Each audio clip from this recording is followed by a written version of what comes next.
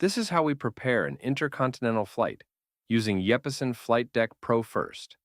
We insert in the flight option the origin, destination, route, and alternate airports. This gives us the total route distance.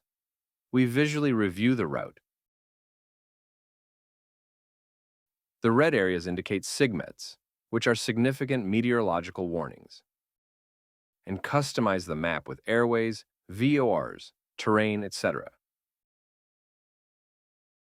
Next, we review the alternate airports along the route. When crossing the Atlantic Ocean, we must ensure that suitable airports are available within a distance equivalent to 120 minutes of flight on single-engine speed.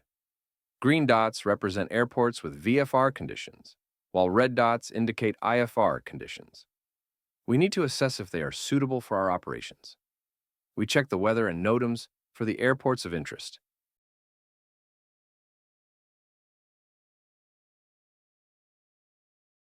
Once the route is reviewed, we proceed to prepare the departure from Paris. We review the ATIS and taxi chart to know our taxi routing. We prepare the instrument departure procedure, request the departure clearance, and finally complete the cockpit preparations.